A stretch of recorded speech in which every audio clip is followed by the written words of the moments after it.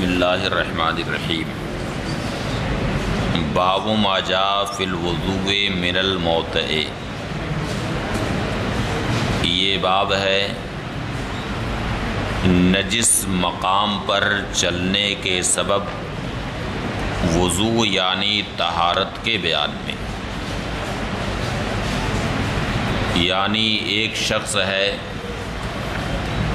جو ناپاک جگہوں پر چلتا ہے اور اس کے کپڑے میں نجاست لگ گئی،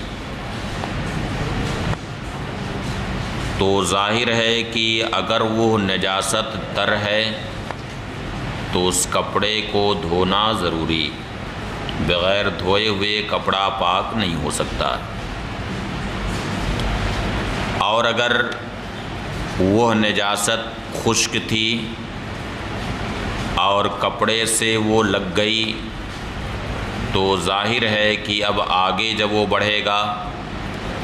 اور پاک جگہ سے جب وہ چلے گا تو رگڑنے کی وجہ سے وہ نجاست الگ ہو جائے گی۔ اس لیے جب وہ نجاست کپڑے سے الگ ہو گئی تو اب وہ کپڑا پاک رہے گا، اسے دھونا ضروری نہیں۔ حدثنا قتیبہ حدثنا مالک بن انس عن محمد بن عمارہ عن محمد بن ابراہیم عن ام ولد لعبد الرحمن بن عوف قالت قلت لام سلمہ۔ حضرت عبد الرحمن ابن عوف رضی اللہ تعالی عنہ کی ام ولد سے روایت ہے، وہ فرماتی ہیں کہ میں نے ام المؤمنین ام سلمہ رضی اللہ تعالی عنہا سے کہا، انی امرات اطیل ذیلی،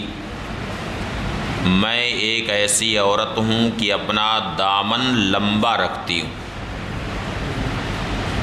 وامشی فی المکان القذر، اور ناپاک جگہوں میں چلتی ہوں۔ فقالت، ام المؤمنین ام سلمہ نے فرمایا، قال رسول اللہ صلی اللہ علیہ وسلم یطہرہ ما بعدہ، نبی کریم صلی اللہ علیہ وسلم نے فرمایا کہ اس کا ما بعد اسے پاک کر دے گا۔ یعنی خشک نجاست جو تمہارے دامن سے لگی ہوئی ہے، جب تم پاک جگہ پر چلو گی تو جو نجاست لگی تھی وہ الگ ہو جائے گی اور کپڑا تمہارا پاک ہو جائے گا۔ وروى عبداللہ بن المبارک ھذا الحدیث عن مالک بن انس، امام عبداللہ بن المبارک نے یہ حدیث امام مالک سے روایت کی تو اس طرح کہا، ان محمد بن عمارہ ان محمد بن ابراہیم ان ام ولد لہود بن عبد الرحمن بن عوف ان ام سلمہ۔ تو اس سے یہ ظاہر ہوتا ہے کہ وہ حضرت عبد الرحمن ابن عوف کی ام ولد نہیں تھیں، بلکہ ان کے صاحبزادے ہود ابن عبد الرحمن ابن عوف کی ام ولد تھیں۔ وہوا وہم، اور یہ وہم ہے۔ وَإِنَّمَا هُوَ عَنْ أُمِّ وَلَدٍ لِإِبْرَاهِيمَ بن عبد الرحمن بن عوف، یہ اصل میں روایت ہے ابراہیم بن عبد الرحمن بن عوف کی ام ولد سے، انہوں نے حضرت ام سلمہ سے روایت کی، وَهَذَا الصحیح، اور یہی صحیح۔ وفی الباب عن عبداللہ بن مسعود، اور اس باب میں حضرت عبداللہ بن مسعود رضی اللہ تعالی عنہ سے روایت ہے، فرمایا، کنا نصلی مع رسول اللہ صلی اللہ علیہ وسلم ولا نتوضأ من الموطئ، ہم نبی کریم صلی اللہ علیہ وسلم کے ساتھ نماز پڑھتے تھے اور نجس جگہوں پر چلنے کی وجہ سے ہم وضو نہیں کرتے تھے بلکہ جو ہمارا پہلا وضو رہتا تھا اسی وضو سے ہم نماز پڑھ لیا کرتے تھے۔ امام ترمذی فرماتے ہیں کہ یہی قول ہے کئی ایک اہل علم کا۔ فرمایا کہ اذا وطی الرجل علی المکان القذر، جب کوئی شخص ناپاک جگہ سے چلے تو اس پر پاؤں دھونا واجب نہیں ہے، الا یکون رطبا، مگر جب کہ وہ نجاست تر ہو۔ فیغسل ما اصابہ، تو جو نجاست اسے لگی ہے اسے دھوئے۔ باب ما جاء فی التیمم، یہ باب ہے تیمم کے بیان میں۔ تیمم کا مسئلہ منصوص ہے، قرآن کریم میں ارشاد ہوا کہ وَلَمْ تَجِدُوا مَاءً فَتَيَمَّمُوا صَعِيدًا طَيِّبًا، کہ پانی تم نہ پاؤ، یعنی پانی پر تمہیں قدرت نہ ہو تو پاک مٹی سے تیمم کرو۔ مگر تیمم کی کیفیت کیا ہے، کیسے تیمم کریں گے، یہ مسئلہ مختلف فیہ۔ امام ابو حنیفہ، امام مالک اور امام شافعی رحمۃ اللہ تعالی علیہم کا مذہب ہے کہ تیمم کی دو ضرب ہیں، ایک ضرب سے چہرے کا مسح کرے اور دوسری ضرب سے دونوں ہاتھوں کا مسح کرے کوہنیوں سمیت۔ جبکہ امام احمد بن حنبل اور امام اسحاق بن راہویہ کا مذہب ہے کہ محض رسغین تک دونوں ہاتھوں کا مسح کرے، کوہنیوں تک مسح کرنا ضروری نہیں۔ اس بارے میں انہوں نے حضرت عمار بن یاسر رضی اللہ تعالی عنہما کی اس حدیث سے استدلال کیا جو اس باب کے تحت امام ترمذی نے تخریج کی ہے۔ فرمایا حدثنا ابو حفص عمرو بن علی الفلاس حدثنا یزید بن زرعی حدثنا سعید عن قتادہ عن عزرا عن سعید بن عبد الرحمن بن ابزہ عن ابیہ عن عمار بن یاسر۔ سعید ابن ابی عروبہ قتادہ ابن دیامہ سدوسی سے روایت کرتے ہیں، انہوں نے عزرا سے روایت کی، وہ سعید ابن عبد الرحمن ابن ابزہ سے روایت کرتے ہیں، انہوں نے اپنے والد سے روایت کی، وہ حضرت عمار بن یاسر رضی اللہ تعالی عنہما سے روایت کرتے ہیں کہ نبی کریم صلی اللہ علیہ وسلم نے انہیں تیمم کرنے کا حکم دیا، چہرے کا والکفین، اور دونوں ہتھیلیوں کا، دونوں ہاتھوں کا۔ یہ ترجمہ ہم کریں گے کہ دونوں ہاتھوں کا۔ اس باب میں ام المومنین عائشہ صدیقہ اور عبداللہ ابن عباس رضی اللہ تعالی عنہم سے حدیث مروی۔ امام ترمذی فرماتے ہیں کہ حضرت عمار کی حدیث حسن صحیح ہے، اور حضرت عمار سے یہ حدیث متعدد طرق سے یعنی متعدد سندوں سے مروی ہے، اور یہی قول ہے کئی ایک اہل علم کا صحابہ کرام میں، جن میں حضرت علی، حضرت عمار اور حضرت عبداللہ ابن عباس رضی اللہ تعالی عنہم ہیں، اور کئی تابعین کا بھی یہی قول ہے، جن میں امام شعبی، حضرت عطا اور حضرت مکحول ہیں۔ قالو، یہ حضرات کہتے ہیں التیمم ضربۃ للوجہ والکفین، تیمم ایک ہی ضرب ہے، اسی ایک ضرب سے چہرے کا بھی مسح کریں اور دونوں ہتھیلیوں کا بھی مسح کرے۔ یہ قول ہے امام احمد اور امام اسحاق کا۔ وقال بعض اہل العلم، اور بعض اہل علم نے کہا، جن میں حضرت عبداللہ ابن عمر، حضرت جابر، حضرت ابراہیم نخعی، حضرت حسن بصری ہیں، یہ فرماتے ہیں کہ تیمم ایک ضرب چہرے کے لیے ہے اور ایک ضرب دونوں ہاتھوں کے لیے ہے، الی المرفقین، کہاں تک؟ کوہنیوں تک۔ وبہ یقول سفیان الثوری، اور یہی قول ہے امام سفیان ثوری امام مالک، امام ابن المبارک اور امام شافعی کا وقد روی ھذا الوجہ عن عمار فی التیمم، اور حضرت عمار سے تیمم کے تعلق سے یہ معنی مروی ہے کہ فرمایا کہ چہرے اور کفین کا مسح کرے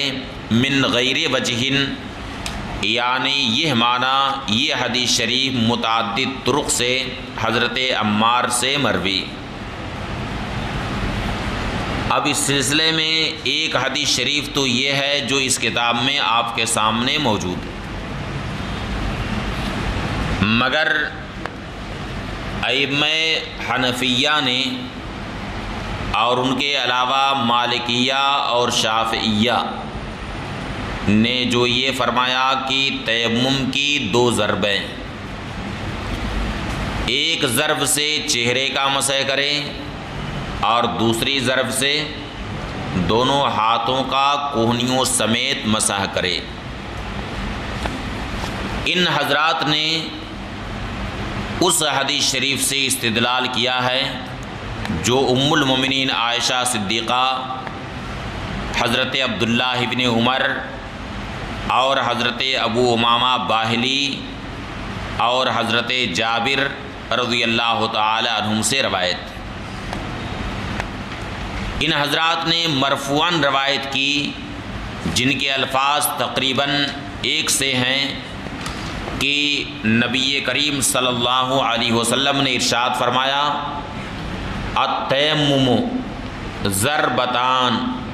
ضربۃ للوجہ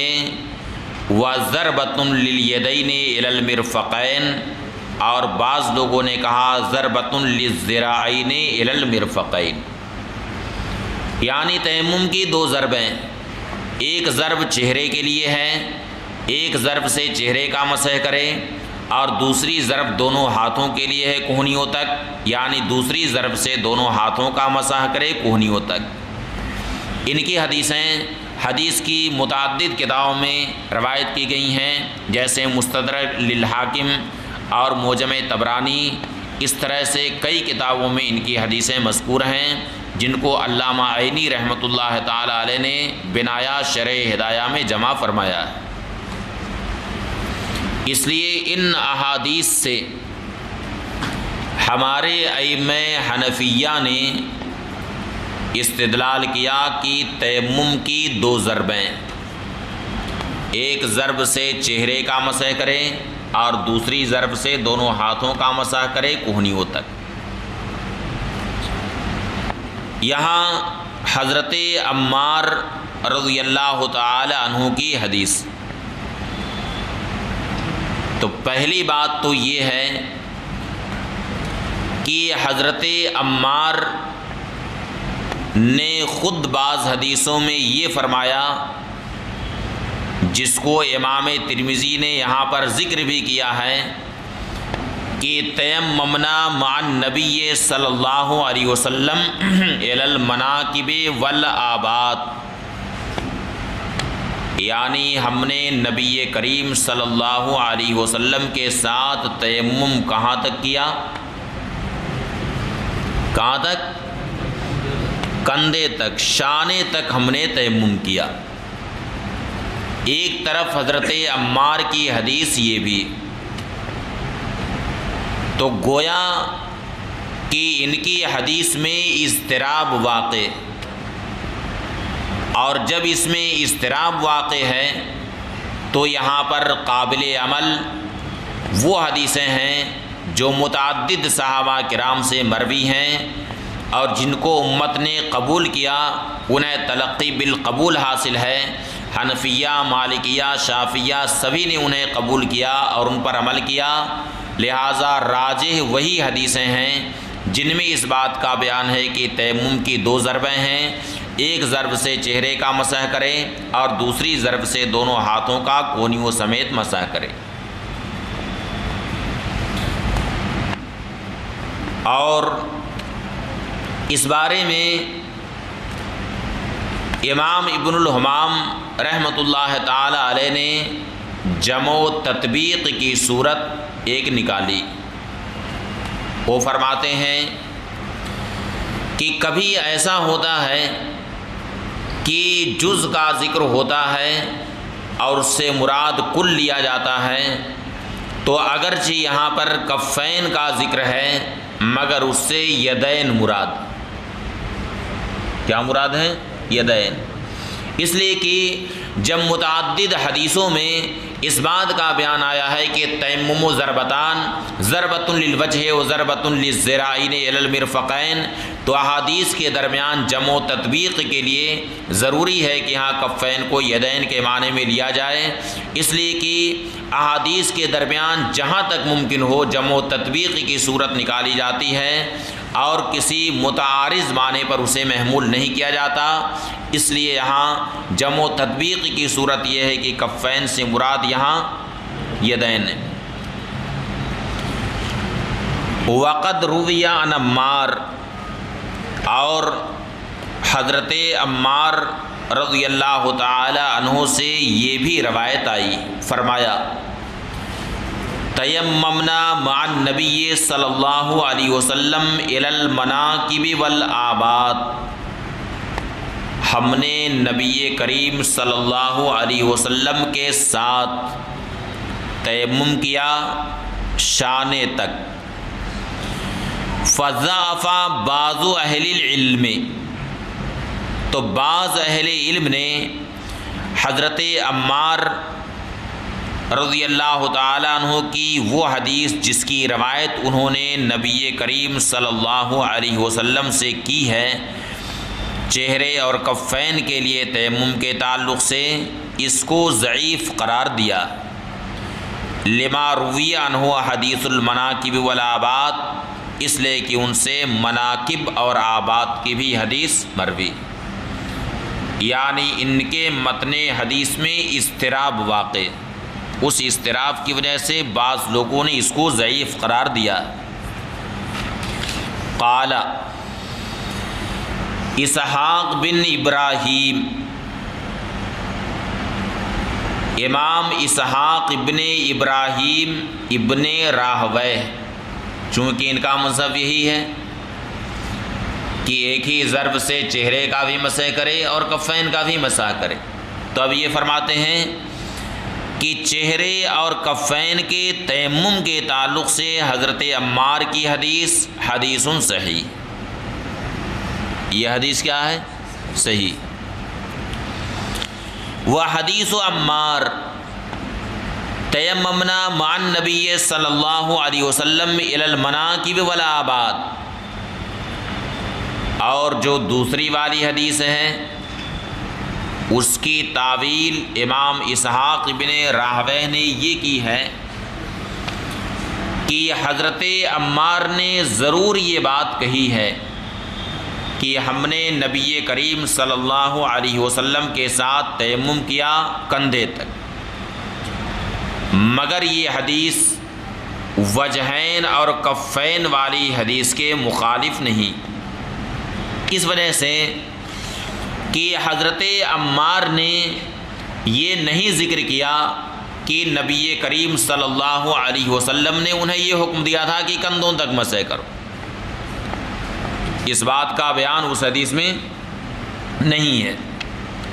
اس لیے فرمایا کہ وہ اس کے مخالف نہیں۔ وحدیث عمار تیممنا مع النبی صلی اللہ علیہ وسلم الی المناکب والآباد، اور حضرت عمار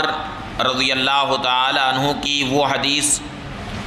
جس میں انہوں نے یہ فرمایا کہ ہم نے نبی کریم صلی اللہ علیہ وسلم کے ساتھ مناکب اور آباد تک کندھوں تک تیمم کیا، یہ وجہ اور کفین والی حدیث کے مخالف نہیں، اس لیے کہ حضرت عمار نے یہ ذکر نہیں کیا کہ نبی کریم صلی اللہ علیہ وسلم نے انہیں اس بات کا حکم دیا، بلکہ انہوں نے صرف اتنا کہا کہ فعلنا کذا و کذا، ہم نے ایسا ایسا کیا۔ فلما سأل النبی صلی اللہ علیہ وسلم امرہ بالوجہ والکفین، تو جب نبی کریم صلی اللہ علیہ وسلم سے انہوں نے پوچھا تو نبی کریم صلی اللہ علیہ وسلم نے چہرے اور کفین کا حکم دیا۔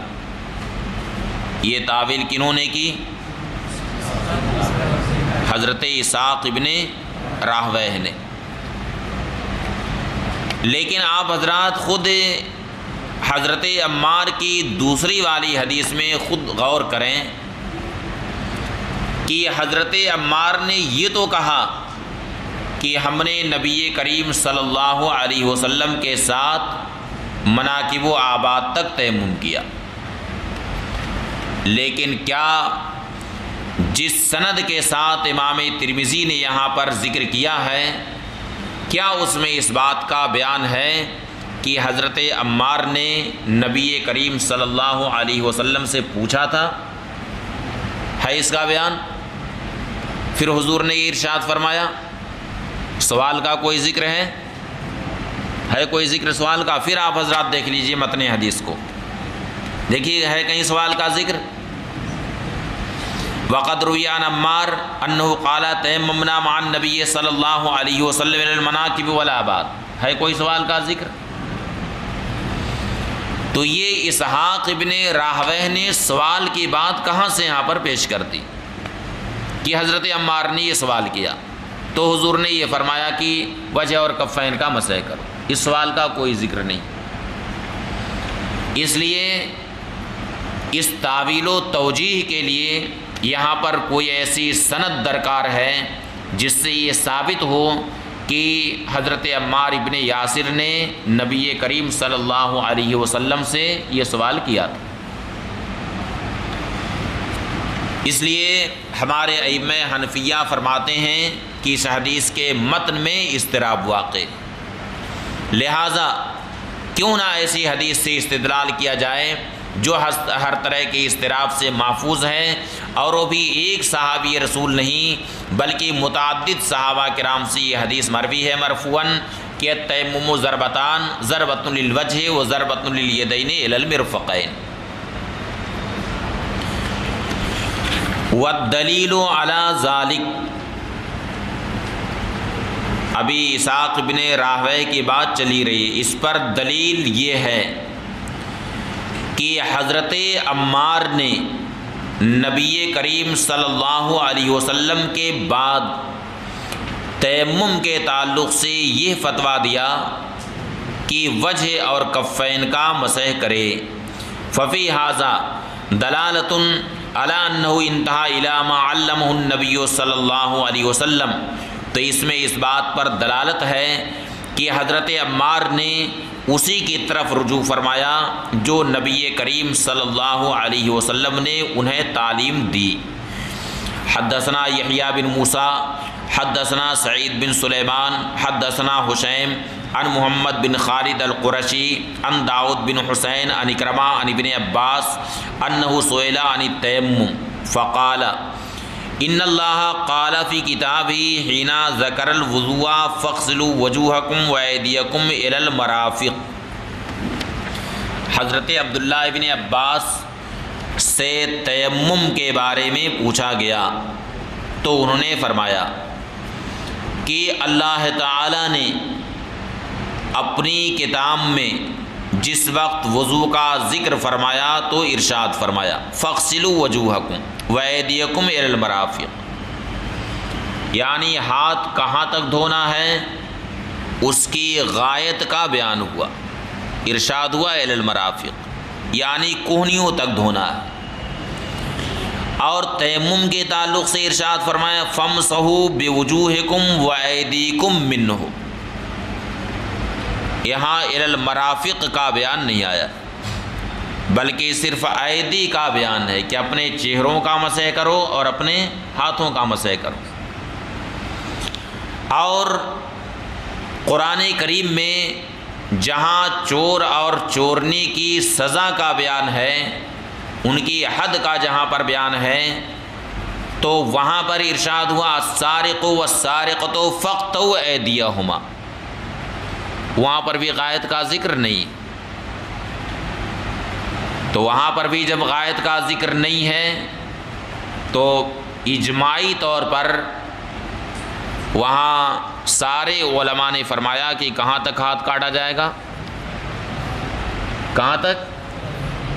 نہیں معلوم ہے کہاں تک کاٹا جائے گا، گٹے تک۔ تو جیسے وہاں پر غائط کا بیان نہیں ہے اور وہ محمول ہے رسغین تک ہی، وہ اس کی حد ہے کہ گٹے تک ہی ہاتھ کاٹا جائے گا، تو اسی طرح سے آیت تیمم میں بھی غائط کا ذکر نہیں ہے، لہٰذا یہ بھی محمول ہے محض وہیں تک کہ تیمم کہاں تک کرے؟ گٹے تک۔ یہ قیاس فرمایا کنہوں نے؟ ترجمان القرآن سیدنا عبداللہ ابن عباس رضی اللہ تعالی عنہما نے فرمایا کہ تیمم کے بارے میں فرمایا فَامْسَحُوا بِوُجُوهِكُمْ وَأَيْدِيكُمْ مِنْهُ وقال، اور فرمایا وَالسَّارِقُ وَالسَّارِقَةُ فَاقْطَعُوا أَيْدِيَهُمَا فَكَانَتِ السُّنَّةُ فِي الْقَطْعِ الْكَفَّيْنِ، تو قطع ید میں سنت کفین ہے، انما هو الوجه والکفین یعنی التیمم، لہٰذا تیمم میں وجہ اور کفین کا ہی مسح کیا جائے گا۔ یہ حضرت عبداللہ ابن عباس نے قیاس کیا، اور یہ بات مسلمات سے کہ احادیث مرفوعہ کے مقابلے میں کسی بھی صحابی رسول کا قیاس مقدم نہیں کیا جا سکتا، بلکہ مقدم حدیث مرفوع کو کیا جائے گا۔ سمجھ گئے؟ احادیث مرفوعہ کے مقابلے میں صحابہ کرام کے قیاسات اور ان کی اجتہادات کو مقدم نہیں کیا جا سکتا، انہیں ترجیح نہیں دی جا سکتی ہے۔ اور یہاں پر کئی ایک صحابہ کرام نے مرفوعاً اس حدیث شریف کی روایت کی ہے کہ تیمم ضربتان، ضربۃ للوجہ و ضربۃ للذراعین الی المرفقین، لہٰذا ان احادیث مرفوعہ کے مقابلے میں حضرت عبداللہ ابن عباس رضی اللہ تعالی عنہما کا یہ قیاس اور ان کا اجتہاد مقدم نہیں کیا جا سکتا۔ قال ابو عیسیٰ، امام ترمذی فرماتے ہیں کہ حدیث حسن صحیح غریب۔ باب حدثنا ابو سعید الاشج حدثنا حفص بن غیاث وعقبہ بن خالد قال حدثنا الاعمش وابن ابی لیلى عن عمرو بن مرہ عن عبد اللہ بن سلمہ عن علی قال کان رسول اللہ صلی اللہ علیہ وسلم یقرؤون القرآن علی کل حال ما لم یکن جنبا۔ حضرت علی مرتضیٰ رضی اللہ تعالی عنہ فرماتے ہیں کہ رسول اللہ صلی اللہ علیہ وسلم ہمیں قرآن کریم کی تعلیم دیتے ہر حال میں، جبکہ جنابت کی حالت میں نہ ہوتے۔ امام ترمذی فرماتے ہیں کہ حضرت علی کی حدیث حسن صحیح ہے، اور یہی قول ہے کئی ایک اہل علم کا صحابہ کرام اور تابعین میں، فرماتے ہیں کہ یقرأ الرجل القرآن علی غیر وضوء، یعنی آدمی قرآن کریم بلا وضو پڑھ سکتا، ولا یقرأ فی المصحف الا وهو طاہر، مگر مصحف شریف میں بلا وضو نہیں پڑھ سکتا، یعنی مصحف شریف کو ہاتھ میں لے کر کے بلا وضو نہیں پڑھ سکتا۔ یہی قول ہے امام سفیان ثوری، امام شافعی، امام محمد بن حنبل اور امام اسحاق ابن راہویہ کا۔ باب ما جاء فی البول یصیب الارض، یہ باب اس بیان میں ہے کہ پیشاب زمین پر پڑ جائے تو اس کے پاک کرنے کی کیا صورت۔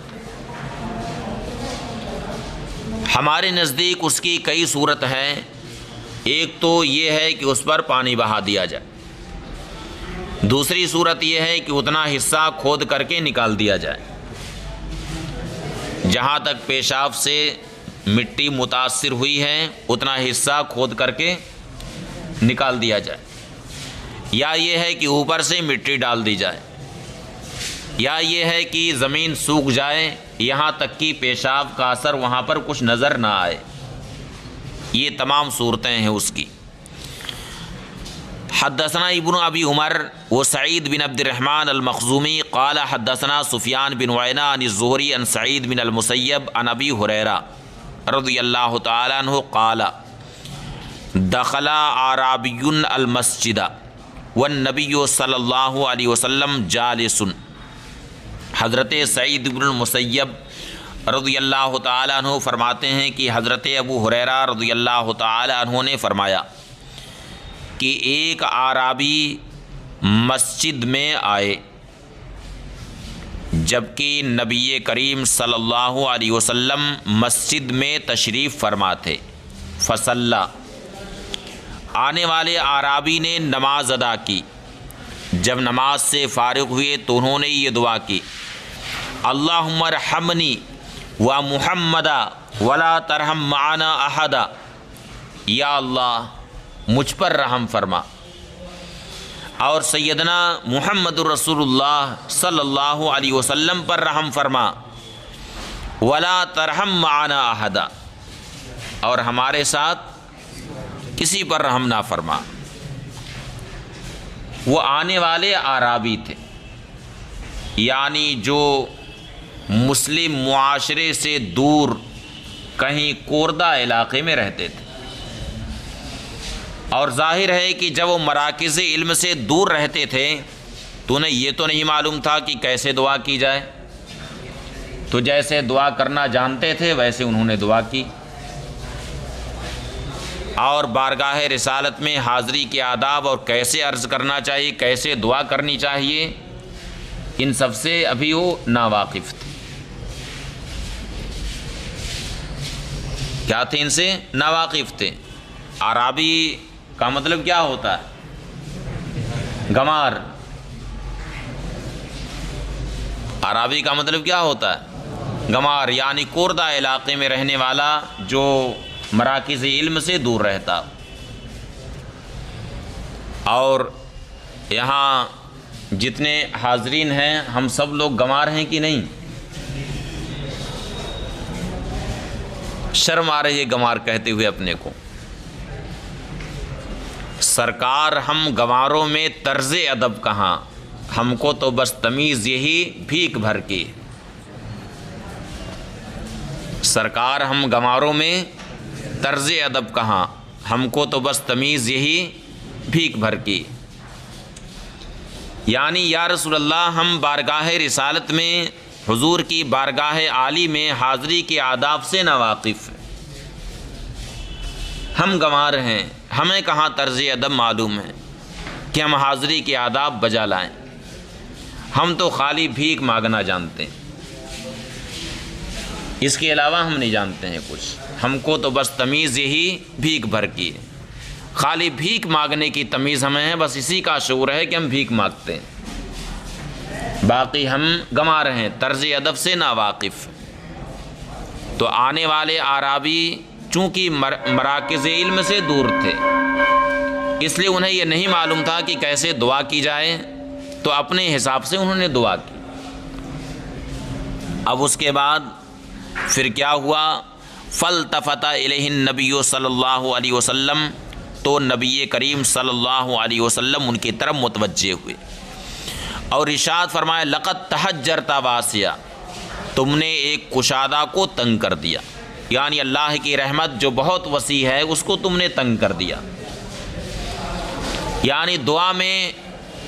پہلی بات تو یہ ہے کہ تمہیں یہ نہیں کہنا چاہیے کہ ولا ترحم معنا احدا،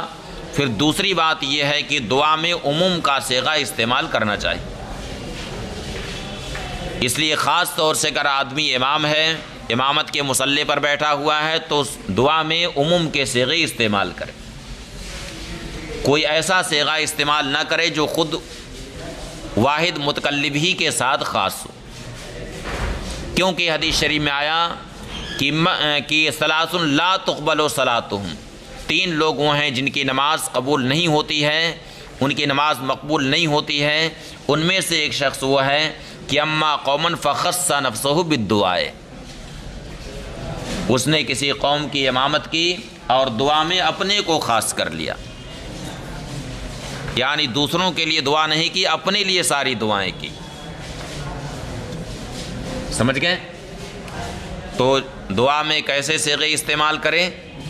عموم کے صیغے، جمع متکلم کے صیغے استعمال کریں، ورنہ یہ مقتدیوں کے ساتھ خیانت ہوگی۔ تو ارشاد فرمایا کہ لقد تحجرت واسعا، تم نے تو ایک کشادہ کو تنگ کر دیا، فلم یلبس ان بالا فی المسجد، اب اس کے بعد پھر انہوں نے مسجد میں پیشاب کر دیا،